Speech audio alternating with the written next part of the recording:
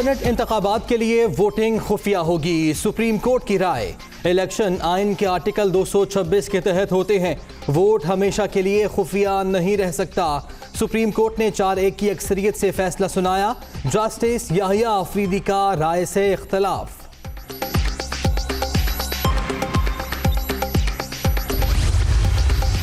इंतखाबी अमल से करप्शन खत्म करना और शफाफ इंतखाबात कराना इलेक्शन कमीशन की जिम्मेदारी है।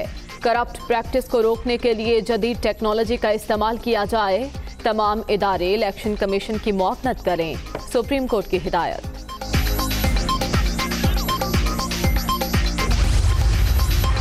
सुप्रीम कोर्ट ने काबिल शनाख्त बैलेट पेपर्स का कह दिया। अब ये इलेक्शन कमीशन पर है वो बार कोड लगाए या सीरियल नंबर। बैलेट पेपर की सिक्रेसी हतमी नहीं। अदालत की यह राय अहम है। अदालती राय मानना इलेक्शन कमीशन पर लाजिम है। Attorney general Khalid Javed. आज का जो फैसला है वो मैं ये समझता हूँ कि एक बहुत ही तारीखी फैसला है। जज साहिबान ने जिस बात का इकरार किया या जिस बात की निशानदही की वो ये थी कि इलेक्शंस को शफाफ बनाने के लिए टेक्नोलॉजी का इस्तेमाल होना चाहिए और इलेक्शन कमीशन ऑफ पाकिस्तान हर वो इक़दाम उठाए जिससे कि शफाफियत सामने आ सके। सुप्रीम कोर्ट का फैसला तारीखी। सेनेट इंतखाबात शफाफ बनाने के लिए राय दी गई। इलेक्शन कमीशन टेक्नोलॉजी के इस्तेमाल को यकीनी बनाए। सब ने देख लिया शफाफियत के मामले पर कौन कहां खड़ा था। पुराने पाकिस्तान में हर चीज पैसे के जोर पर होती थी। वफाकी वज़ीर इत्तलात शिबली फराज की पेशावर में गुफ्तगू।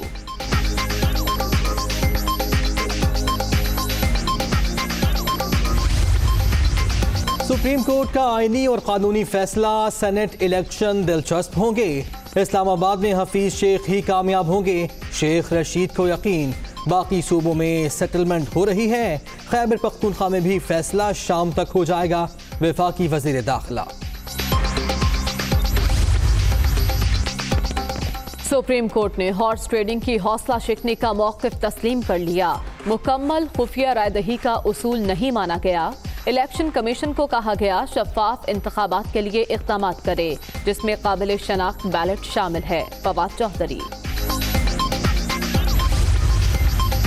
सुप्रीम कोर्ट ने करार दिया खुफिया रायशुमारी ता क़यामत नहीं है। मुतनासिब नुमाइंदगी सीटों पर नजर आनी चाहिए। सेनेट इंतखाबात में अब वोट की निशानदही हो सकेगी। सेनेटर फैसल जावेद की अदालत उस्मा के बाहर मीडिया से गुफ्तगू।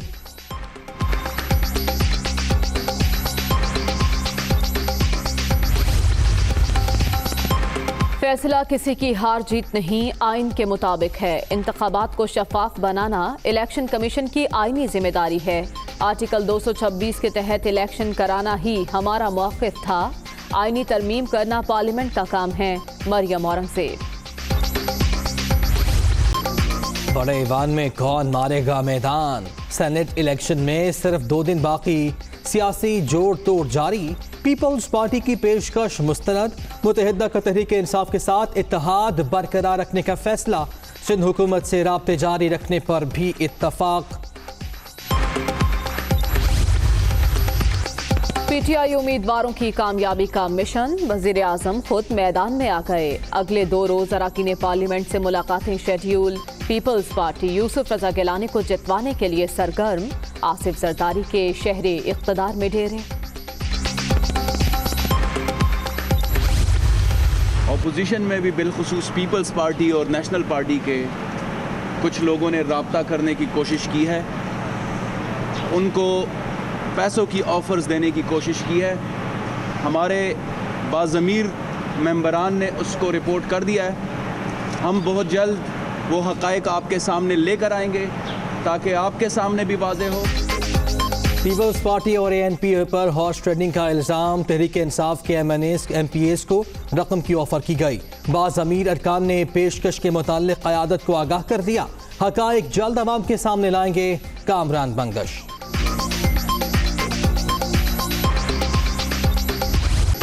कोरोना ने मजीद 36 अफराद की जान ले ली। अब तक 12,896 अमवात, 24 घंटे में 1,392 नए मरीज। मोहलिक वायरस से 5,81,365 शहरी मुतासिर, 22,098 एक्टिव केसेस।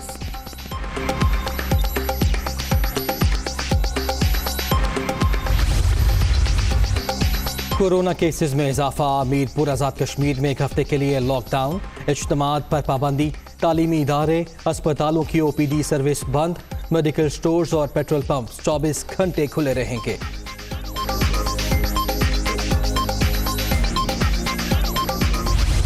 एक कौम एक मंजिल पाकिस्तान।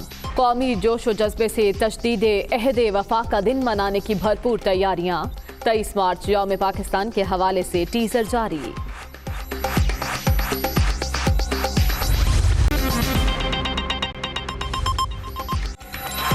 बिस्मिल्लाहिर्रहमानिर्रहीम, अस्सलाम वालेकुम। आप देख रहे हैं दुनिया न्यूज़ और मैं हूं मोहम्मद दानी। मैं हूं मरियम ज़ीशान। हेडलाइंस आपने जानी, खबरों की तफसीलात इस ब्रेक के बाद।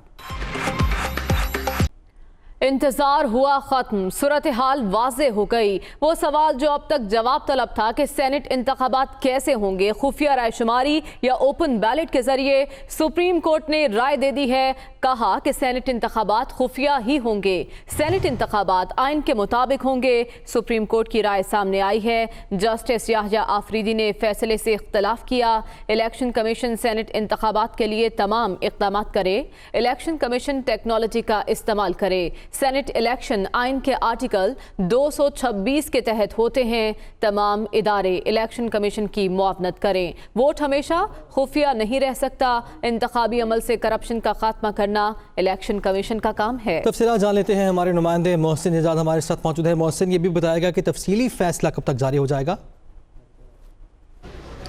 देखिए, सुप्रीम कोर्ट ऑफ पाकिस्तान की जानिब से शॉर्ट ऑर्डर तो सुना दिया गया है। आज सुबह 9:30 बजे chief justice of Pakistan justice Gulzar Ahmed की सरबराही में ये फ़ैसला सुनाया गया और जिसमें ये वाज़े तौर पर कहा गया है कि सेनेट का इलेक्शन आइन के आर्टिकल 226 के तहत होता है और ये सीक्रेट बैलेट के ज़रिए ही होता है। ताहम इलेक्शन कमीशन को ये हिदायत की गई है कि करप्ट प्रैक्टिस के ख़ात्मे के लिए तमाम मुमकिन इक़दामात उठाए जाएँ और इस सिलसिले में जो लेटेस्ट टेक्नोलॉजी है उससे मदद लेने का भी कहा गया है। इसके साथ साथ सुप्रीम कोर्ट की जानिब से ये भी कहा गया है कि जो वोट की सीक्रेसी है वो एब्सोल्यूट नहीं होती, वो हतमी नहीं होती। वोट पोल होने के बाद ताहयात खुफिया नहीं रह सकता और सुप्रीम कोर्ट ऑफ पाकिस्तान की जानिब से इलेक्शन कमीशन को हिदायत दी गई है कि वो करप्ट प्रैक्टिसेस के ख़ात्मे के लिए जितने भी मुमकिन इक़दामात हो सकते हैं उसे उठाया जाए।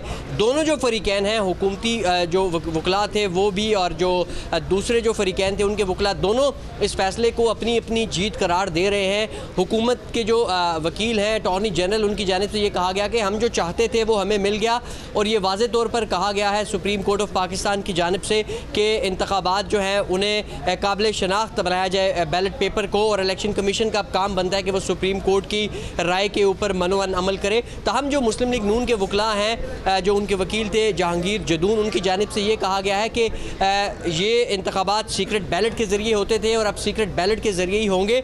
अभी तक दोनों फरीक़ैन जो हैं वो अपनी अपनी इसको कामयाबी करार दे रहे हैं। इलेक्शन कमीशन ऑफ पाकिस्तान जिसने ये इलेक्शन कराना है परसों यानी कि 3 मार्च को, उसकी जानिब से अभी तक कोई मौक़िफ़ सामने नहीं आया। लग यही रहा है कि जूँ ही तफसीली और तहरीरी फ़ैसला सुप्रीम कोर्ट ऑफ पाकिस्तान जारी करेगी तो उसके बाद सूरत हाल कुछ वाज़े हो सकेगी, क्योंकि अभी तक तो फ़रीक़ैन इसे अपनी अपनी कामयाबी करार दे रहे हैं। आज जब बेंच कमरा अदालत में आया तो तमाम फ़रीक़ैन के जो वकला थे वो कमरा अदालत में मौजूद थे, उन्होंने ये फ़ैसला सुना। चीफ जस्टिस ऑफ पाकिस्तान ने आज ये बात की कि इंतखाबात आइन और कानून के तहत होते हैं, आइन के आर्टिकल 226 के तहत होते हैं। ताहम वोट की सीक्रेसी हतमी नहीं है और इलेक्शन कमीशन को करप्ट प्रैक्टिस रोकने के लिए इक़दामात उठाने होंगे। आइन के आर्टिकल 218(3) के तहत साफ शफाफ इंतखाबात कराना इलेक्शन कमीशन की जिम्मेदारी है। अब इलेक्शन कमीशन ऑफ पाकिस्तान के पास वक्त भी कम है और सुप्रीम कोर्ट ऑफ पाकिस्तान के तहरीरी और तफसीली फैसले का कम है और फैसले का इंतजार किया जा रहा है, तफसीली फैसले का। मोहसिन, शुक्रिया आपका। अटॉर्नी जनरल ने भी इस पर बात करते हुए कहा है कि अल्लाह की मेहरबानी है, जो चाहते थे वो मिल गया। सुप्रीम कोर्ट ने काबिल शनाख्त सेनेट पेपर का कह दिया है। अटॉर्नी जनरल खालिद जावेद कहते हैं कि अब ये इलेक्शन कमीशन पर है कि वो बार कोड लगाए या सीरियल नंबर। सुप्रीम कोर्ट ने ये भी कहा कि इंतखाबात साफ शफाफ होने चाहिए। सुप्रीम कोर्ट की ये राय बहुत अहम है कि बैलेट पेपर की सीक्रेसी हतमी नहीं। इलेक्शन कमीशन पर सुप्रीम कोर्ट की राय मानना लाजिम है।